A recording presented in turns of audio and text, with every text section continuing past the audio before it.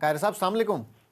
जी वालेकुम अस्सलाम। कायर साहब, क्या तैयारियां हैं लॉन्ग मार्च की, क्या उम्मीदें हैं और क्या देख रहे हैं आप कि जब निकलेंगे तो क्या कोई फैसला लेके वापस होंगे या बगैर फैसले के आ जाएंगे?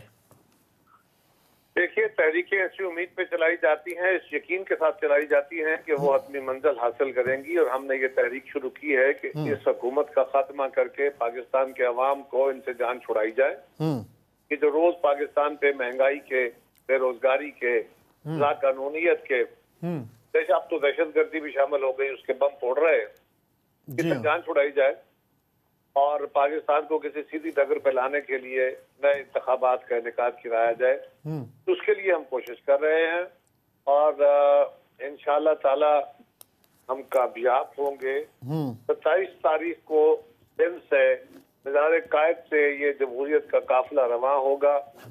इंशाअल्लाह एक बड़ी तादाद में लोग इसमें शामिल होंगे और पुख्ता तबका फिक्र को भी हम दावत दे रहे हैं, पाकिस्तान भर के लोगों को दावत दे रहे हैं कि आइए, अपनी राय का इजहार कीजिए, हमारे साथ शामिल होइए और इंशाअल्लाह रास्ते में सिंध भर से होते हुए सदरन पंजाब और सेंट्रल पंजाब से होते हुए इस्लामाबाद पहुंचेंगे और इस्लामाबाद के अंदर बड़ी तादाद में यहाँ पे खैबर पख्तूनख्वा से भी लोग आएंगे, बाकी इलाकों से भी आएंगे और इंशाअल्लाह इस हुकूमत को चलता करके दम लेंगे।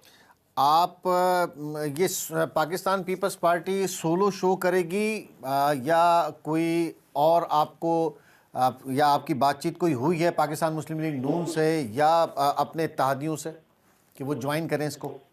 मेरा ख्याल है ANP के से ज्वाइन करेगी। बाकी जमातों के बारे में मैं अभी कोई हतमी नहीं कह सकता, लेकिन वो भी सकता है और अभी इसके बारे में कुछ कहा भी नहीं जा सकता। इस सिलसिले में राब्ते हो रहे हैं क्योंकि बातचीत तो हुई है इस सिलसिले में, लेकिन अब तक आपको शायद राब्ते बिल्कुल हुए जी, जब मिले हैं चेयरमैन साहब और जनाब जरदारी साहब तो उस वक्त भी, लेकिन अब मैं इसके बारे में हतमी तौर पे कुछ कह नहीं सकता कि उनके लोग हमारे साथ शामिल होंगे नहीं होंगे, कितने होंगे।